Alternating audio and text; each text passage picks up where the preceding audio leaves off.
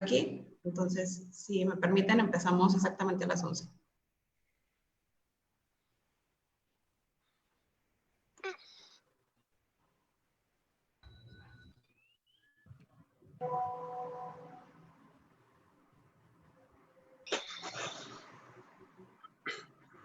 Dice que mi conexión es inestable. Ojalá y no me corte. Esperemos que no.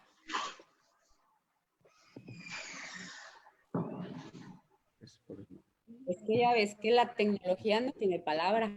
No, yo lo sé. Esperemos que esta mañana nos juegue a favor. Uh-huh.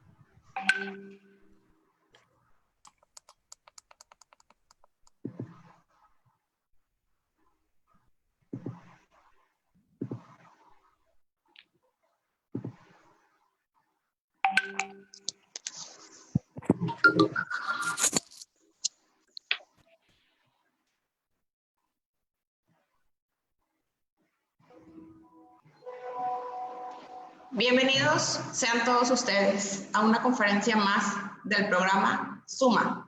Seguimos unidos, Maestría en Acción. Es una iniciativa motivada por el profesor Cristóbal Javier Salazar de León y estudiantes del programa de Maestría en Educación Inclusiva de la Escuela Normal de Especialización Humberto Ramos Lozano, para ofrecer a la comunidad en general asesoría y orientación en las áreas educativa, psicológica y gestión del ocio. Esto a raíz de las repercusiones socioeducativas que la sociedad ha enfrentado debido a la contingencia por COVID-19. En este momento cedo el micrófono al director de nuestra institución, el doctor Humberto Javier Rodríguez Hernández, para que nos brinde un mensaje de bienvenida. Muy buenos días a todos y todas que tienen a bien conectarse en esta nueva experiencia en la cual la Escuela Normal de Especialización busca contribuir a la comunidad en general. Valoro mucho también la conferencia que escucharemos por una profesional experta en el tema, la doctora Rebeca Rodríguez, que cuando habla de estilos de aprendizaje para apreciar las diferencias, estamos hablando de un tema básico o crucial en la educación inclusiva, que es el conocimiento de la diversidad. Sé que vamos a aprender mucho, vamos a revisar muchas cosas. Y enhorabuena, no solo a nuestra conferencista invitada, sino también al maestro y titular de la materia, el maestro Cristóbal, y al resto de los jóvenes talentosos de la maestría en educación inclusiva. Buenos días nuevamente a todos y todas. Buenos días. Buenos días, es un gusto saludarlos y agradezco la invitación al maestro Cristóbal Javier, docente de la institución en el programa de maestría, y a los estudiantes que trabajan en este programa que han implementado, que sé que ha sido bastante exitoso. Agradezco también la bienvenida al director de la institución. Vamos a hablar hoy de una manera bastante breve sobre un tema sustantivo en el marco de la atención a la diversidad. Y quiero iniciar con una diapositiva muy interesante que no sé cuántos de ustedes han dicho en algún momento.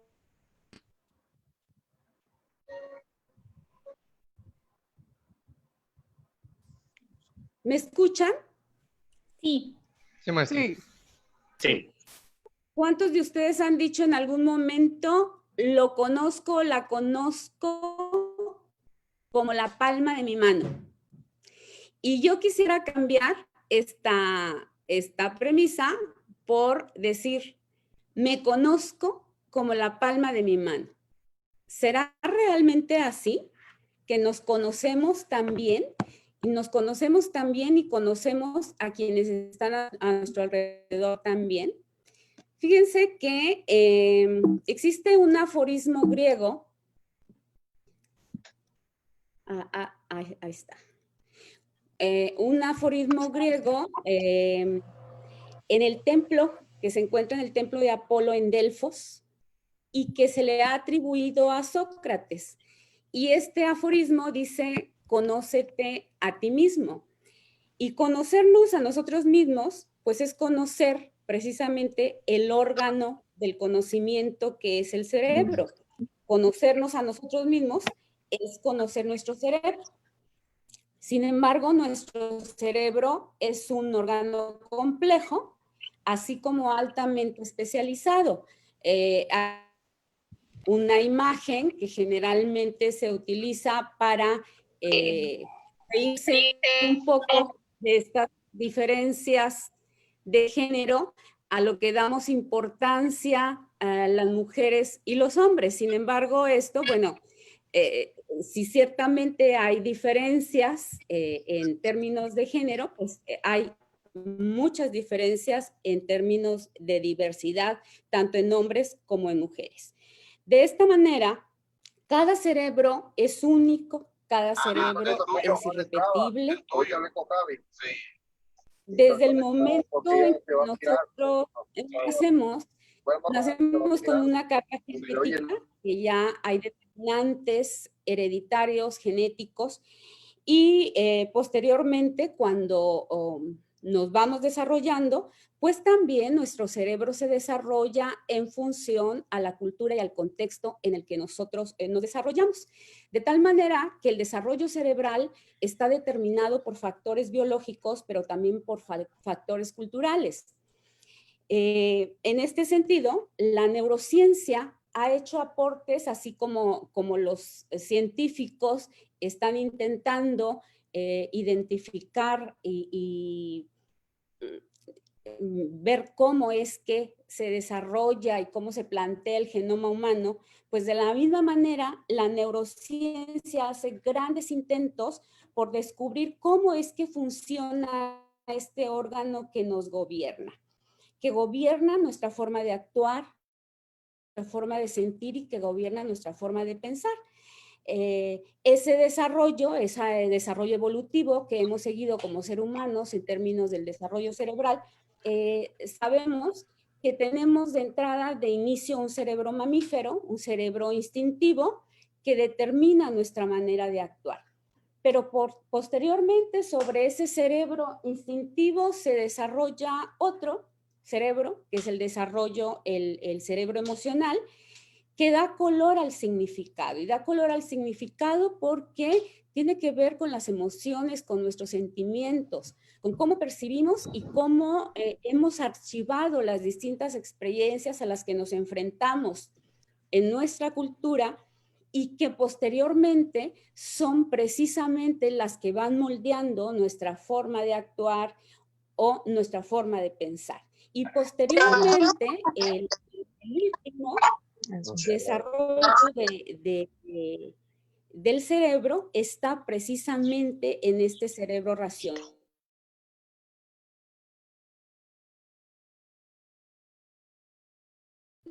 Maravillosa entre estos tres cerebros.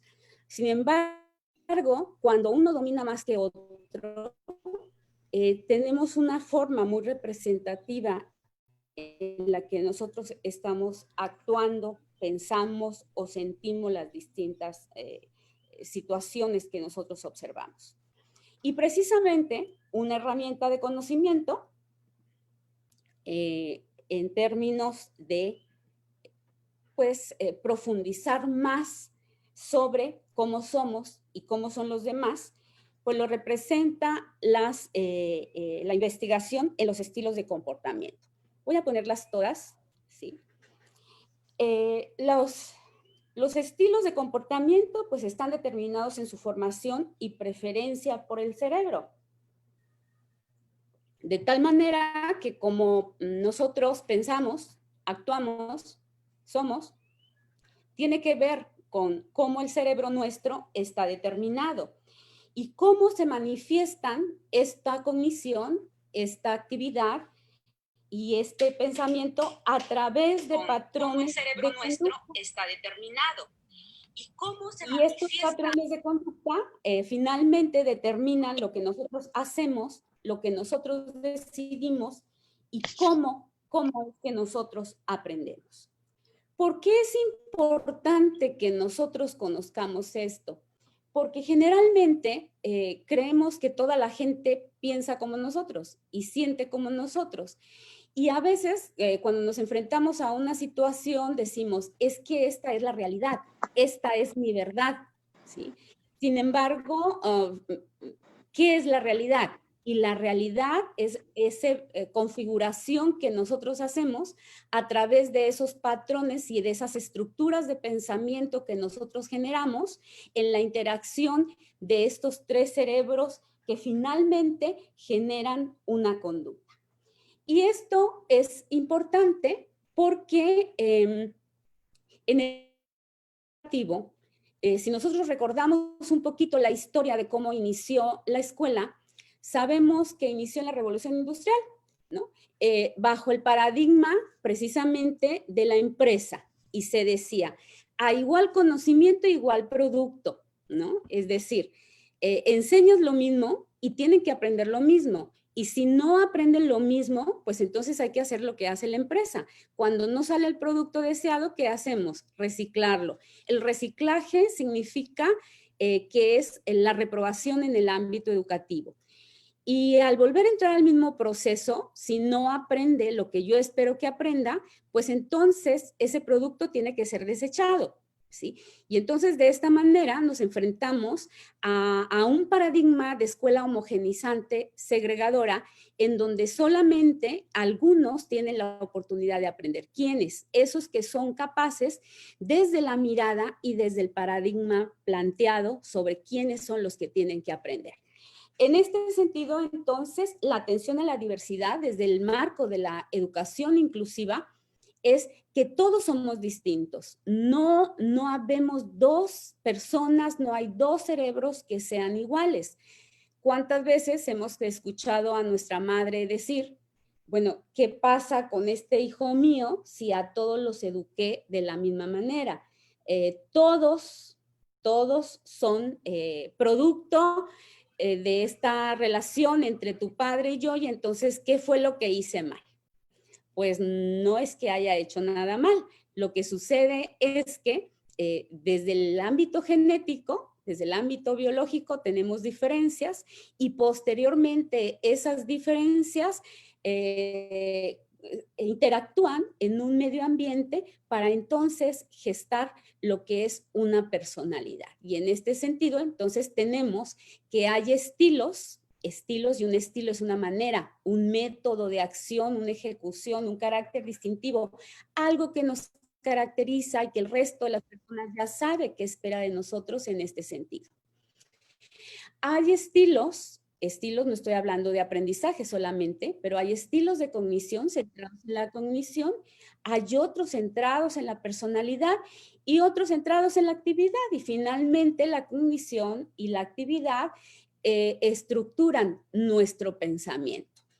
Se hace una distinción muy marcada para hablar finalmente de esta estructura de personalidad que es lo que nos define y nos caracteriza. Y dicen los teóricos, desde el momento en que nosotros nacemos, venimos ya con un temperamento y ese temperamento es heredado, no cambia, ese temperamento está regulado ya o está centrado en este cerebro límbico, en este cerebro reptílico, que es el que nos lleva a sentir y a actuar de determinada manera. Sin embargo, ¿sí me están escuchando? Es que escuchamos nosotros aquí Sí, maestra. ¿Sí? ¿Vamos bien? Vamos bien, gracias. Entonces, dice, el temperamento es heredado. ¿Y qué es el carácter? ¿No? El carácter se va formando en el medio ambiente, en la forma como nos van educando. El carácter es ese sello distintivo que va formando esta estructura y que finalmente define nuestra personalidad. ¿Por qué es importante que nosotros tengamos información sobre esto? Primero, porque es necesario tener una visión integral de la estructura psíquica de las personas, pero también de nosotros mismos, ¿no? Cómo funcionamos, cómo está. Yo escuchaba una conferencia en donde decía que así como se ha definido el genoma humano, se investiga sobre la definición del genoma, está trabajando mucho para definir, ¿sí?, que no es la palabra correcta, pero el redoma, que ustedes saben que tiene otro tipo de significado, esa palabra dentro de la teología. Sin embargo, aquí haciendo alusión de cómo el cerebro establece las conexiones nerviosas para generar las distintas redes neuronales que determinan nuestra forma de actuar, de pensar y de ser. Pero también es importante porque nos permite reflexionar sobre aquellos aspectos de la personalidad que es necesario tener en cuenta, ¿sí?, para responder de manera asertiva a cada una de las personas con las que convivimos. Y por otro lado, pues nos posibilita la personalización de la educación, es decir, darle a cada quien lo que necesita y a través de los medios que son adecuados para él, entendiendo que cada uno de nuestros alumnos, cada uno de nuestros hijos tienen rasgos personales y al poderlo reconocer, entonces, eso nos puede ayudar a prevenir conflictos y solucionar problemas de una manera estratégica. ¿Cuántas veces decimos es que mi alumno o mis alumnos tienen problemas de conducta, mis hijos tienen problemas de conducta, y hay que saber hasta dónde tiene que ver con las formas como estamos nosotros ayudando a ese cerebro a estructurar esos patrones, o por otro lado, cuánto tiene que ver con esos rasgos personales y muy particulares que le definen como persona. Pero también debemos comprender precisamente que esas conductas problemáticas, ¿sí?, tienen que reprimirse de forma inadecuada. Eso es lo que dice, ¿sí? Por eso es que se utiliza el premio y el castigo. Y es lo que vemos en una educación homogenizante. Y eso se hace cuando no se respeta precisamente esos rasgos personales. Entonces, muchas veces podemos decir, ¿sí?, ¿por qué este niño actúa de esta manera? Y entonces, sí, yo lo tengo que reprimir. Pero resulta que ese castigo no es adecuado para ese niño. Yo muchas veces comento esta anécdota porque me parece bastante ilustrativa, de un niño con alto potencial intelectual que en primer grado de escuela primaria estaba reportado como un niño con problema de conducta, no como un niño con alta capacidad intelectual. Y el niño se salía del aula a patear un bote de basura que encontraba por ahí. Y la maestra se enojaba mucho y decía, es que este niño no sabe regular su conducta, entonces necesitamos la atención del psicólogo.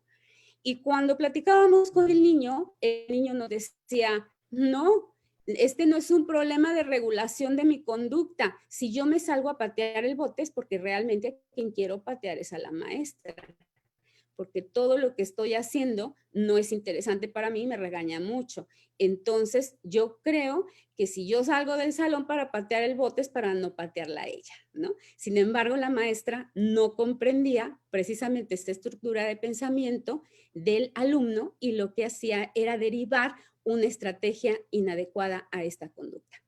De esta manera, entrando a los estilos de aprendizaje, pues hay descriptores de estilos de aprendizaje y el primer descriptor es que se tienen que basar en las características biológicas, emocionales, sociales, fisiológicas y psicológicas y entender que es todo aquello que nos controla y que controla la manera como nosotros captamos la información, cómo procesamos la información, cómo comprendemos, la forma en que memorizamos, en que recordamos, en que utilizamos esa nueva información. Y finalmente la combinación de las preferencias, ¿sí?, que cada persona tenemos sobre esa forma de pensar, sobre las herramientas de aprendizaje que utilizamos, sobre la forma en que nos relacionamos con todas las demás personas y las diversas experiencias de aprendizaje que tenemos. Hay que entender que son tendencias naturales, todos tenemos tendencias naturales de aprendizaje, ¿sí?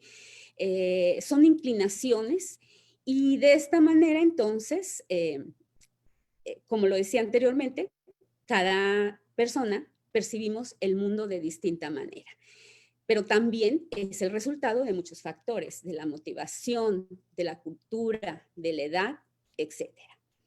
En este sentido, yo quiero hablar de uno de los estilos de aprendizaje, de uno de los modelos. Existen muchas tipologías conductuales que atienden al ser y al actuar. Y una de ellas es el modelo de David Cole.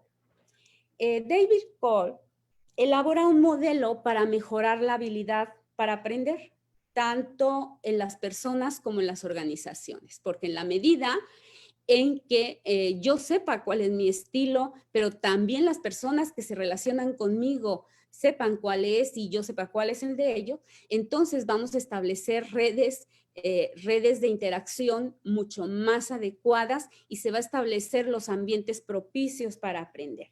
Y en este sentido, Cole dice, el aprendizaje está formado por 4 procesos diferentes. Y estos 4 procesos son hacer, reflexionar, conceptualizar y decidir. Sin importar de cuál empieces, ¿sí? Finalmente, tienes que pasar por estas 4 formas de aprender. ¿Sí? Puedes iniciar en cualquiera de ellos. ¿Sí? Alguien puede empezar por una experiencia concreta y prefiere una experiencia concreta. Alguien prefiere empezar por la reflexión o alguien prefiere mejor la conceptualización o tenemos a la persona o al alumno que prefiere empezar actuando, ¿no? Estas 4 formas básicas, estas 4 preferencias me generan entonces 4 estilos o 4 perfiles para aprender. ¿Sí? El divergente, el asimilador, el convergente y el acomodador. Vamos a ir hablando de cada uno de ellos, pero primero vamos a ver algunos verbos que le caracterizan a cada uno de estas preferencias. A quien le satisface hacer antes que reflexionar, que conceptualizar y que decidir, bueno, él le gusta actuar. Hablamos de realizar, demostrar, señalar, expresar, ilustrar, ver, probar, escuchar. ¿Sí? Todos estos verbos me hablan precisamente de una caracterización de actuación. Pero hay quien prefiere reflexionar primero. Y entonces, un maestro tendrá siempre presente que será un alumno que prefiere empezar por registrar, por clasificar, por ordenar, describir, percibir, analizar, evaluar, combinar, aceptar, reconocer, darse cuenta de cosas, concebir, integrar. Tiene que poner en orden sus ideas y registrarlas para poder a partir de ahí entonces ir a otro esquema. Pero hay quien prefiere empezar por la conceptualización y la conceptualización es la generalización y prefiere empezar por el razonamiento lógico, ¿no? Y entonces teoriza, crea, idea, formula, establece hipótesis, anticipa, parte de los propósitos, establece metas, prefiere deducir, suponer, iniciar, pronosticar, declarar, plantear, etc. Y por último, ¿sí? El estilo de decidir, ¿sí? Que prefiere dirigirse, planear, ingeniarse, idear, diseñar, programar, aconsejar, elegir, comprometerse, organizar, experimentar, etc. Como ustedes ven, son 4 formas distintas de iniciar, 4 preferencias distintas. Sin embargo, todos tenemos que llegar a la conceptualización, porque finalmente esa conceptualización es lo que genera la generalización del aprendizaje y es cuando sabemos que se puede entonces obtener un aprendizaje significativo, un aprendizaje funcional, un aprendizaje profundo, ¿sí? Bien. En este sentido, entonces, esta preferencia de hacer genera el estilo de aprendizaje concreto.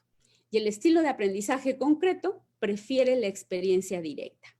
En tanto, la reflexión, ¿sí?, deriva un estilo de aprendizaje pasivo, muy distinto al concreto, y él prefiere mejor observar antes que tener la experiencia directa.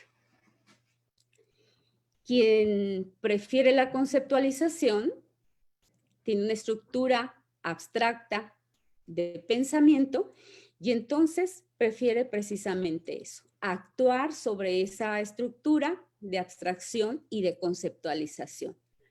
Y quien decide, quien tiene preferencia por decidir, ¿sí?, es un estilo de aprendizaje activo, dice Cole, y entonces prefiere la experimentación. ¿Cuál es nuestro estilo de nosotros mismos, de cada uno de nosotros como docentes, cada uno de nosotros como padres, ¿sí?, y de nuestros alumnos y de nuestros hijos? Y entonces, si yo soy concreto, pues yo quiero que todos sean concretos, empiezo por la experiencia directa, cuando otros necesitan observar, otros necesitan primero conceptualizar, poner en orden ideas y otros prefieren experimentar. Aquí está el punto entonces que se requiere de la diversificación. Tengo que diversificar las estrategias de enseñanza, tengo que diversificar todas estas formas de actuación y generar una experiencia de aprendizaje en donde tengan cabida los distintos estilos. Vamos a hablar de las características de cada una de estas formas de aprender para irnos ubicando nosotros y también podamos ubicar a nuestros estudiantes, a nuestros alumnos. El estilo que prefiere la experiencia concreta, que ya dijimos que es precisamente el hacer, ¿sí?, pues aprende haciendo, ¿sí? Él siente antes de pensar y está muy preocupado por la complejidad de las cosas. Es intuitivo, no es sistemático y trabaja bastante bien en ambientes de aprendizaje donde no estén estructurados. Él va más por las personas, le gusta relacionarse por las personas y gracias a esa relación por las personas es como aprende. Entonces, hay mucha influencia de quien convive con él. Va a influir, las personas que convivan con él van a influir. Imaginen ustedes esto en un aula de clases en donde tengo a un chico con experiencia concreta, entonces, pues ¿a quién tendría que poner con él como equipo, ¿no? Para apoyarlo precisamente a que vaya a otras experiencias. Si vamos a la experiencia reflexiva, al estilo reflexivo, pues le gusta la observación, ¿sí? La observación que se obtiene al hacer. Entonces, miren que este reflexivo le gusta ver al concreto, ¿sí? Pero hace una observación cuidadosa y esa observación cuidadosa tiene que ver para poder entender el significado. Es que yo quiero ver cómo lo están haciendo. Es que yo necesito ver, este Santo Tomás, ¿no? Ver para creer que realmente lo que se está haciendo, él lo está comprendiendo, él lo está procesando de una manera adecuada, ¿sí? De esta manera, entiende antes de aplicar. Él necesita primero entenderlo y después aplicar, contrario a la experiencia concreta. Pero son muy buenos para el análisis, son muy buenos para implicarse en situaciones específicas y estas personas valoran mucho el juicio, la imparcialidad y la paciencia y obviamente pues son personas pacientes. Por otro lado tenemos el estilo abstracto Y el estilo abstracto aprende creando ideas. Él usa la lógica, usa ideas, utiliza conceptos, pero hace mucho énfasis en pensar en lugar de sentir. El concreto siente, ¿sí? Y a partir de sentir, a partir de esa intuición, es como actúa. El abstracto no, el abstracto lo que hace es partir de la lógica y partir de los conceptos.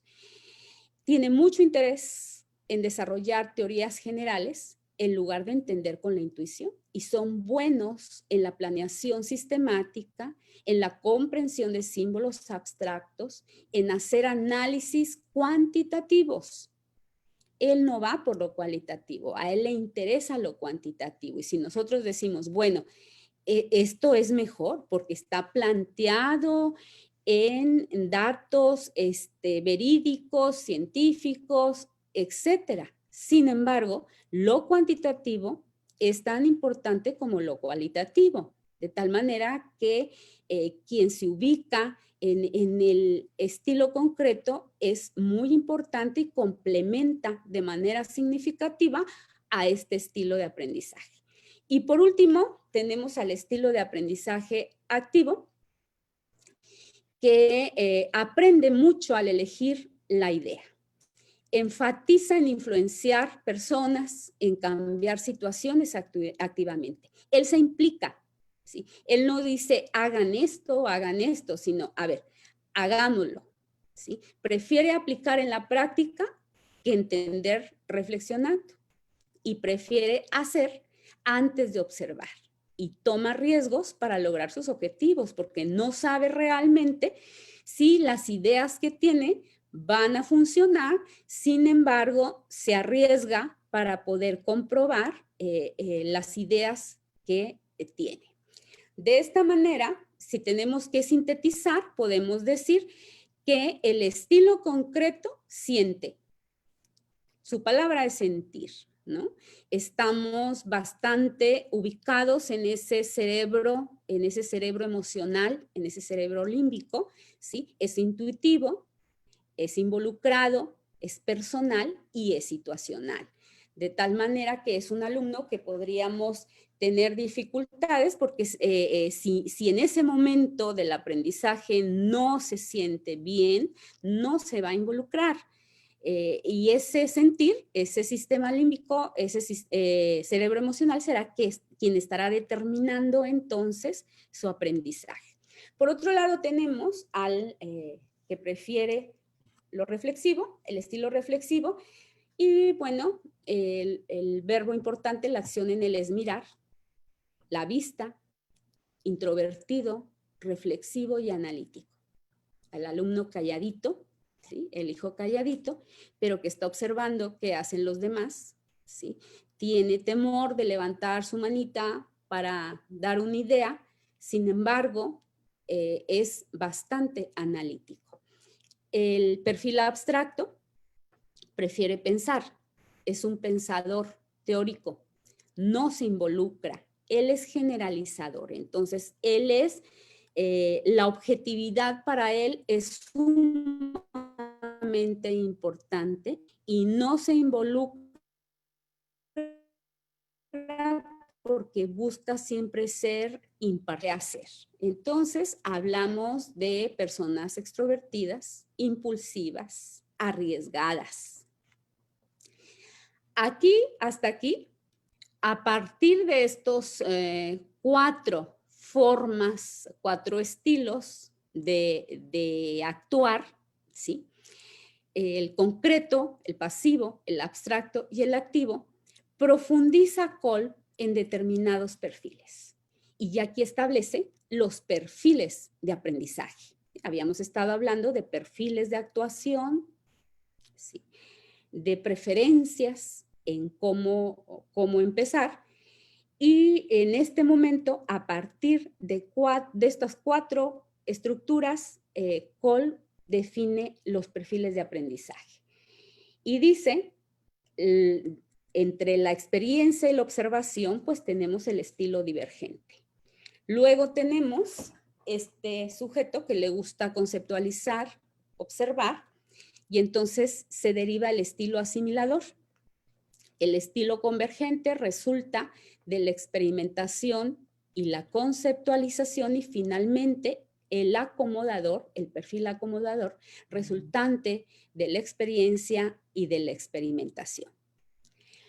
Bien, verán mucha información ahí y vamos a tratar de verla así de manera global y para no dar más tiempo del que debemos de tener. Pero el estilo divergente dice, si se siente bien, hazlo.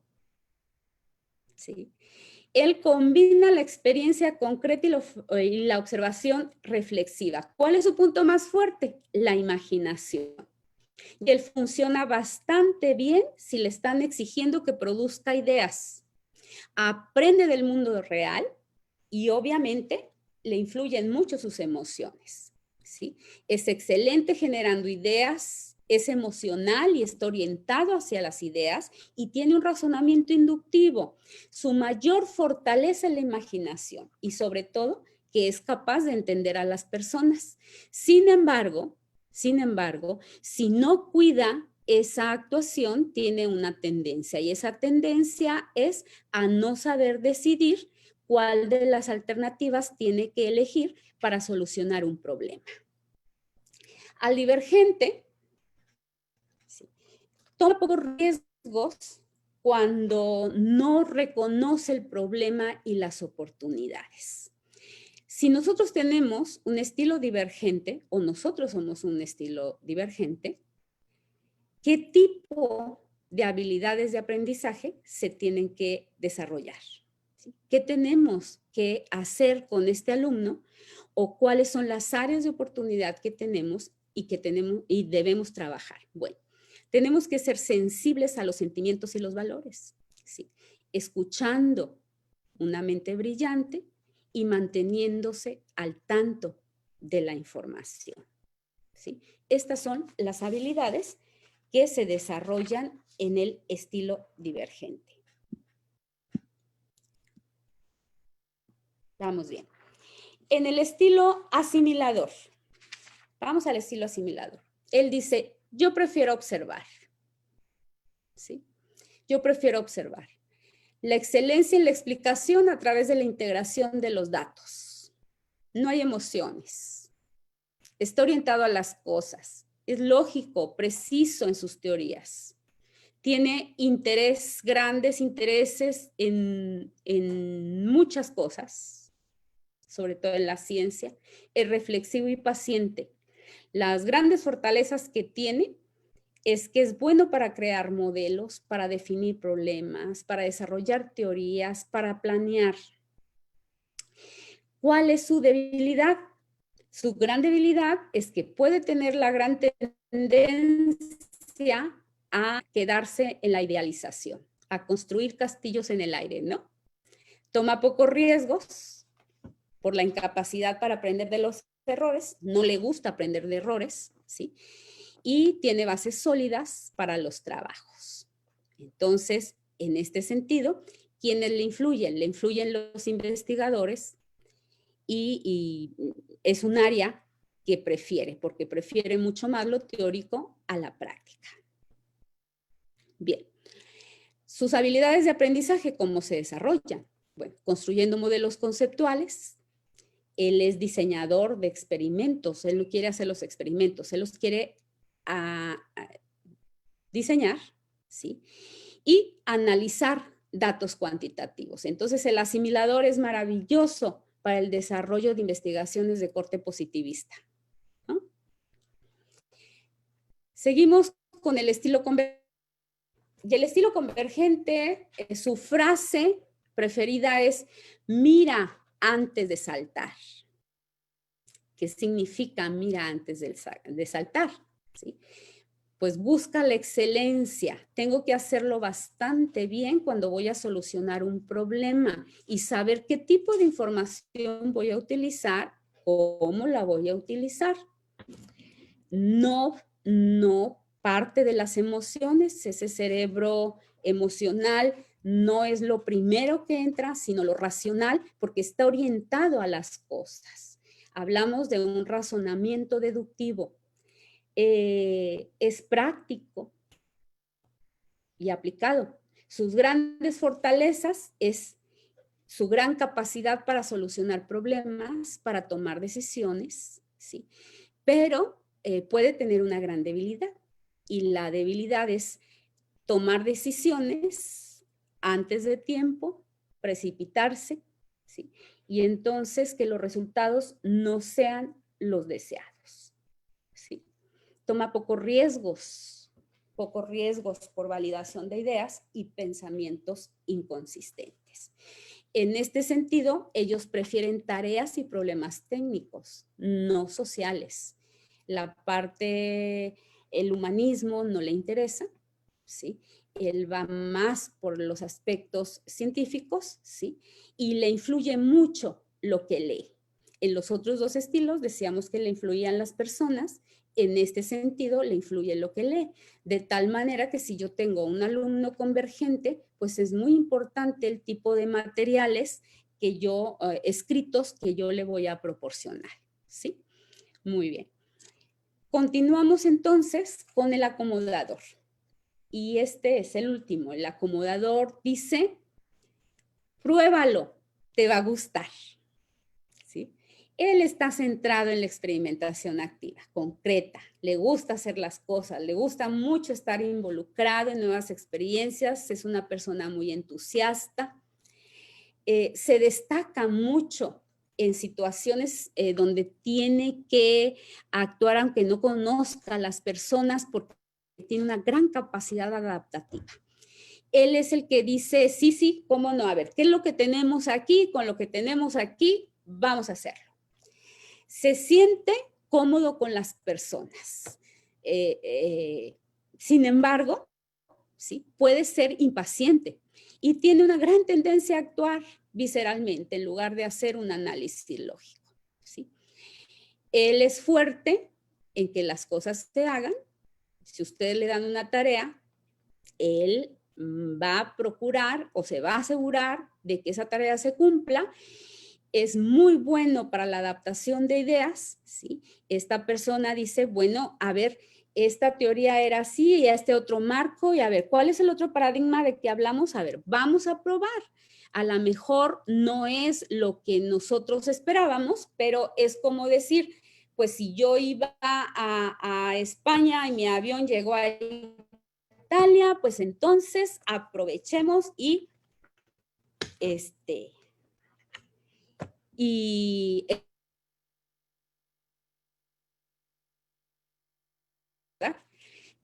es intuitivo en la prueba-error, tiene intereses prácticos amplios, es espontáneo y, como decíamos, es impaciente. Y como es impaciente, puede atropellar a sus demás compañeros que no hacen las cosas como él espera que se haga. De esta manera tenemos en este estilo de persona, en este estilo de hijo, en este estilo de estudiante, un líder que le gusta tomar riesgos, que le gusta que las cosas se realicen. Sin embargo, tiene una debilidad si no se cuida, es que pueda desarrollar investigaciones, tareas, trabajos que no sean relevantes, ¿sí? Y en este sentido, entonces, pues tiene pocos riesgos por trabajos no completados a tiempo y planeación impráctica, porque él hace las cosas al final, aunque el tema que haya elegido no haya sido precisamente el mejor de los temas de importancia para el grupo en donde se desarrolla. ¿Cómo aprende? ¿Cómo se desarrolla? Pues proponiéndose objetivos a sí mismo. Él es muy autodidacta, busca nuevas oportunidades, ¿sí? Le gusta el liderazgo e influenciar a otras personas, ¿sí? Involucrarse personalmente, y en la medida que lo hace, va acomodando sus estructuras de pensamiento. Muy bien, pues hasta aquí concluimos esta rápida explicación de los estilos de aprendizaje desde el modelo de Kolb. muchísimas tipologías más.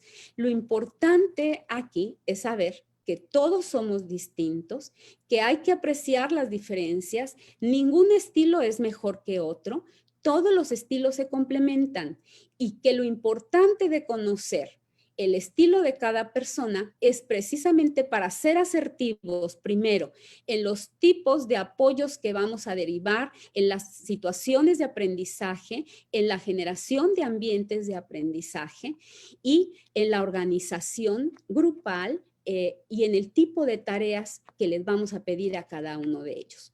Todos somos importantes, todos somos valiosos, todos somos únicos y ninguno es igual a otro. Diría el doctor Rodríguez, desde la tridimensionalidad de las diferencias, todos somos como todos somos como algunos y todos somos como ninguno. Yo les agradezco la atención a esta charla.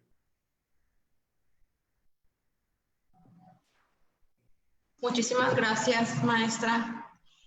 Mientras me permiten hacer una lectura, les comento a quienes nos están escuchando. Si alguno de ustedes tiene alguna pregunta o alguna duda, nos puede escribir a través del chat y en un momento más se las estaré leyendo a la doctora Rebeca para que ella dé respuesta a sus preguntas. Me permite realizar una breve semblanza académica de nuestra conferencista del día de hoy, la doctora Rebeca Rodríguez Garza. Doctora por la Universidad de Jaén, España, en el programa de Innovación Didáctica y Formación del Profesorado, con dictamen sobresaliente. Cuenta también con posgrados internacionales en Diseño y Desarrollo Curricular por la Universidad Católica de Uruguay, UNESCO, y Neuropsicología Infantil por el Instituto para la Cognición, el Desarrollo y el Aprendizaje de Santiago de Chile. Es especialista en temas de alta capacidad intelectual, trastornos neuropsicológicos del aprendizaje, neurociencia cognitiva y educación inclusiva. Tiene amplia experiencia docente en educación básica, educación especial y educación superior. Colabora con diversas organizaciones del ámbito nacional e internacional. Actualmente se desempeña como subdirectora académica en la Escuela Normal de Especialización de Monterrey, México.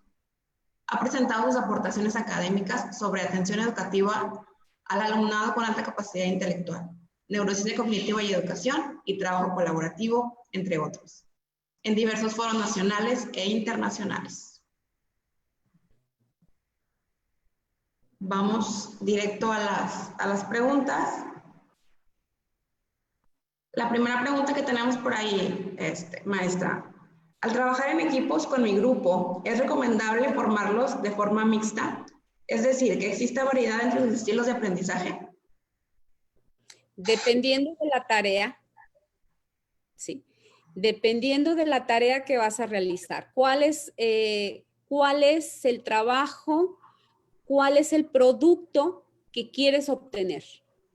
Si el producto que tú quieres obtener es la formulación de una teoría, pues yo no pondría diversidad, ¿sí? Yo pondría a quiénes. A ver, me voy a regresar aquí, ¿sí?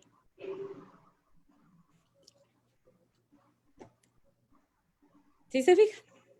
Entonces, si es una tarea, una producción distinta, que implique creatividad, que implique hacer, que implique observar para saber qué está faltando, entonces yo hago un equipo en donde se encuentren precisamente los distintos estilos de aprendizaje.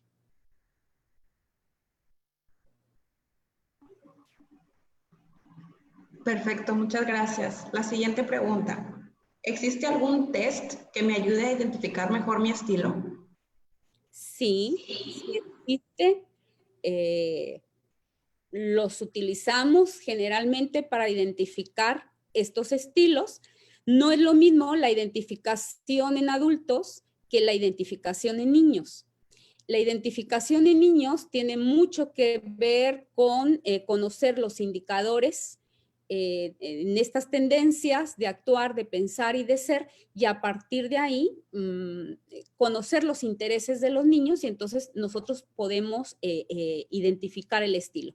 Cuando son adultos, pues hablamos de un cerebro, cuando son jóvenes, un cerebro ya mielinizado, un cerebro en donde ya se conformó esa estructura de personalidad y entonces en este sentido sí existe una gran variedad de test para poder identificar cuál es el estilo al que corresponde. Perfecto. La siguiente pregunta. ¿Qué pasa con los estilos auditivo, visual y kinestésico? A ver.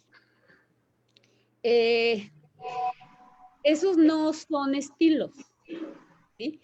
Generalmente los docentes han, de manera histórica, cuando uno le pregunta cuál es el estilo de aprendizaje de un niño, dicen, pues es visual, es auditivo, no, es que, a ver, todos somos visuales, todos somos auditivos. Aquí hablamos, ¿cuál es la preferencia sensorial que el niño tiene o la persona tiene para acercarse a la información? No es un estilo, es una preferencia sensorial para acercarnos a la información, ¿sí? Hay quien prefiere observar, hay quien prefiere ver, hay quien prefiere hacer, ¿sí? Pero si ustedes se fijan, el observar, ¿sí? El escuchar, el actuar, es una preferencia que se encuentra dentro de todos los estilos, ¿sí? Muy bien. ¿Qué tipo de estrategia de aprendizaje se pueden aplicar con algunos de estos estilos? Con algunos o con todos. Un maestro que tiene en su grupo una gran diversidad, lo que tiene que hacer es generar situaciones de aprendizaje que puedan permitir a todos los alumnos con los distintos estilos acceder al conocimiento. Por ejemplo, realizar un proyecto, ¿sí? Y ese proyecto tiene distintas aristas de actuación y también requieren los distintos estilos. Unos empezarán por un lado de ese proyecto, otros empezarán con otra acción de otro proyecto y otros empezarán por otra. Si yo establezco un proyecto y genero un proyecto, es decir, trabajo a partir de la globalización de los contenidos, ¿sí? Sin importar y sin hacer una distinción entre los contenidos de cada asignatura, entonces yo estaré generando una experiencia de aprendizaje global de la que se pueden beneficiar todos los estilos de aprendizaje.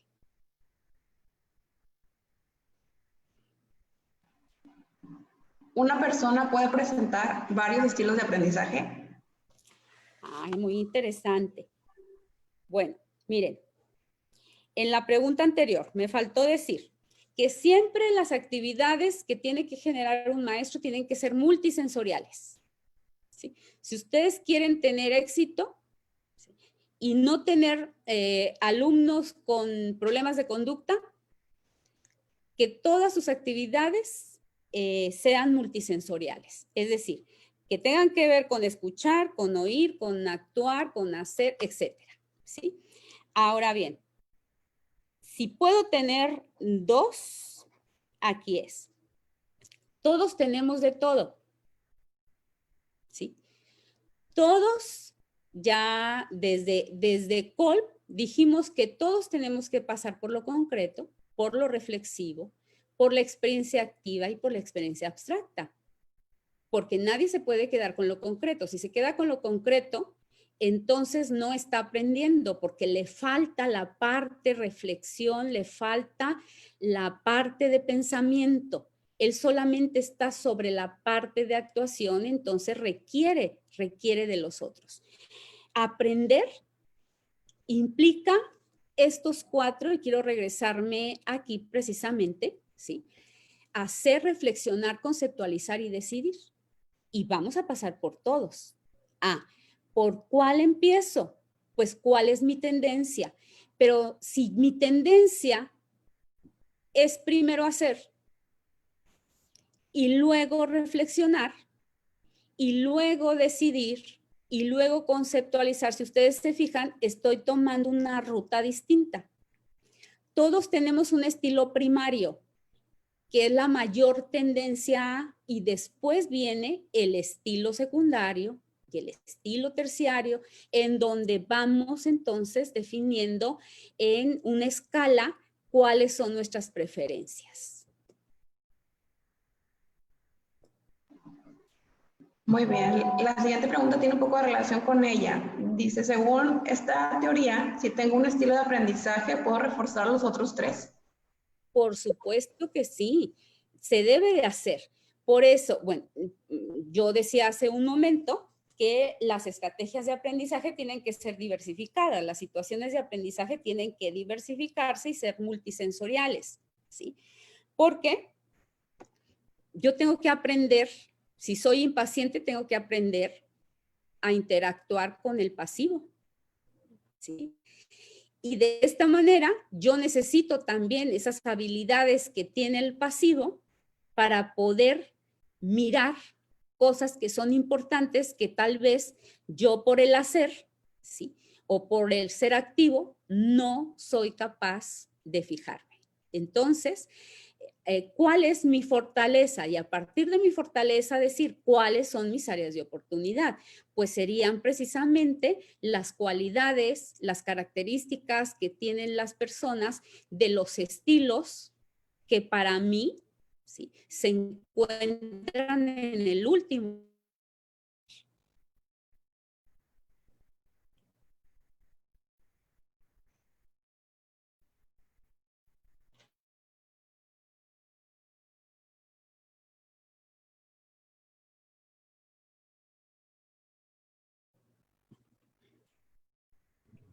Silvia, adelante. Sí, la dejé escuchar un momento. Va la siguiente pregunta. ¿Qué relación guardan los estilos de enseñanza con los estilos de aprendizaje? ¿Yo como maestro puedo inhibir o potenciarlos en mis alumnos? Claro que sí. Existe una estrecha relación. Como maestro, detengámonos un momento y pensemos en aquel estudiante que nos resulta más difícil de interactuar con él. Y luego hagamos un análisis entre cuál es mi estilo y cuál es el estilo de él. Mi estilo de enseñanza refleja mucho de mi estilo, de mi personalidad, de mi estilo de aprender. Y así como yo aprendo, quiero que aprendan los demás. El enseñante, el docente, antes de ser docente es persona. Y la persona del docente refleja en su actuación precisamente las preferencias que tiene. Y en este sentido, entonces, un docente debe de estar bastante consciente de cuál es su estilo. Porque una vez que puede identificar su estilo, podría entonces, por un lado, darse cuenta por qué es más paciente con unos estudiantes que con otros, por qué algunos estudiantes le parecen que son los ideales para él y cuáles no. Hay una caricatura por ahí de Fato que pone una serie de rostros, de perfiles de niños muy distintos, y entonces dice, pues Paquita es traviesa, Chuchito es lo peor, es así, dice. Solo Felipe es buen estudiante, y cuando vemos el perfil de Felipe es el mismo del docente, ¿sí? Entonces, y aquí yo creo que este es un punto de reflexión bastante importante para saber cuáles son nuestras áreas de oportunidad como docente y por qué a veces no podemos comunicarnos de manera asertiva con algunos estudiantes. Muy bien. ¿Existe una relación entre estilo y conducta? Yo tengo un niño con problemas de conducta y batalla mucho en la escuela. A ver. En un niño tenemos que identificar muchas cosas porque hay que ver qué edad tiene también el niño. Los niños tienen como parte de su desarrollo evolutivo, hay momentos críticos y hay momentos sensibles del cerebro para determinar, para aprender determinadas cosas. En este sentido, como yo les decía, nosotros nacemos con un temperamento heredado, pero el carácter se va moldeando por el medio ambiente. No podría yo decir si si es un problema de conducta o no es un problema de conducta si yo no analizo la crianza que le subyace a la conducta de ese alumno. Yo tendría que ver qué edad tiene el alumno, ¿sí? Cuál es la crianza que se está dando para saber si se están desarrollando las habilidades y las competencias pertinentes para esa edad en la que el cerebro está preparado para aprenderlo, ¿sí? Y por otro lado, estar discriminando de las preferencias que ese niño tiene para actuar. El estilo de mi hijo y el mío son distintos. Chocamos mucho. ¿Qué puedo hacer? Bueno, pues como adulta, como mamá, tengo que conocer cómo piensa mi hijo, cómo actúa mi hijo, por dónde empieza mi hijo, para entenderlo. Yo no tengo por qué cambiarlo, ¿sí? Respetarlo, ayudarlo, apoyarlo, orientarlo y educarlo en el marco de primero, de los aspectos de desarrollo que se tienen que formar en él para tener una personalidad sana. Y por otro lado, ¿sí?, en la interacción con la familia y con la escuela.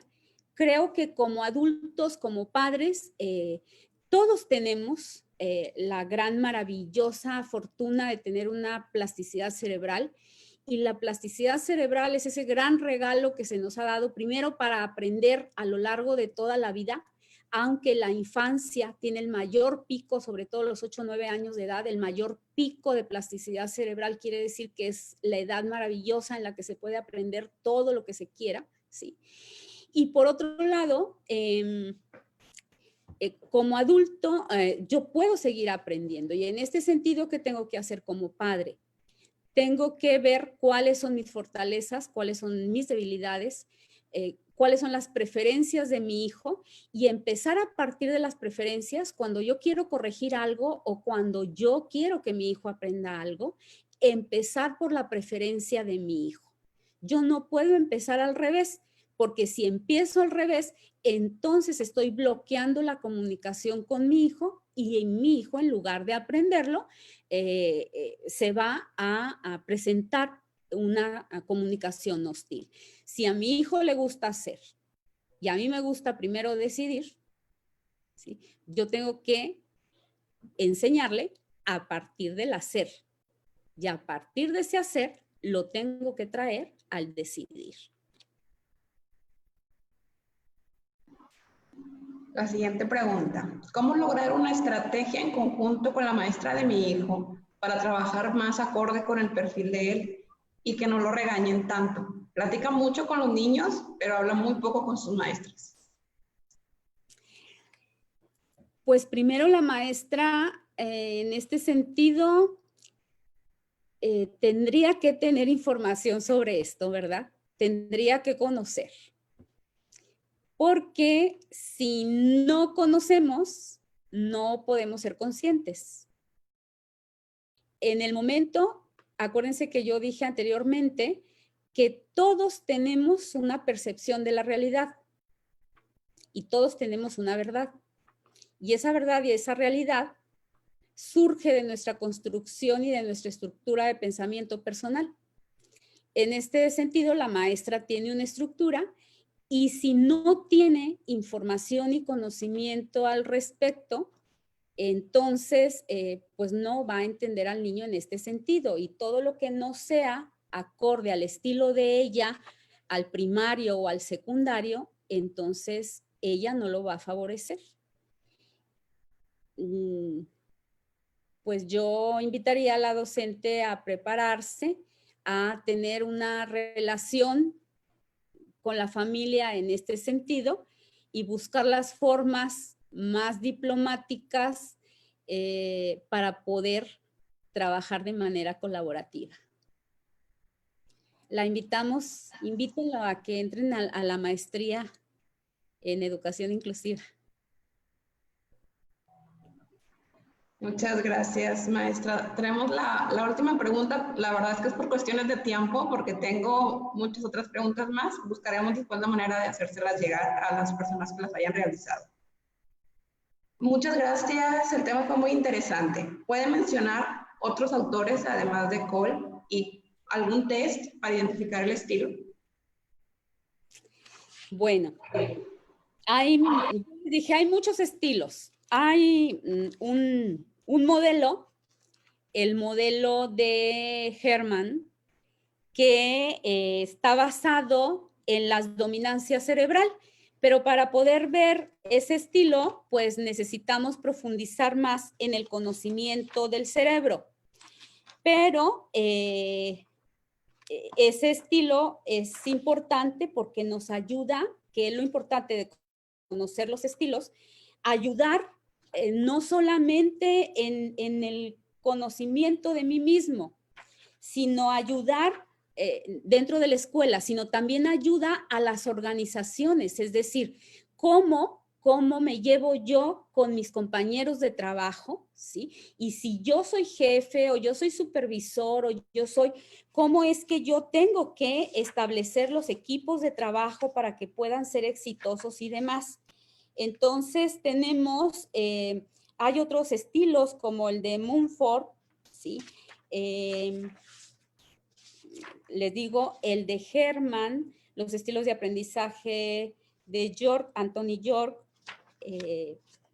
Hay muchos, ustedes pueden encontrar en la misma bibliografía que tiene que ver con estilos de aprendizaje, muchos,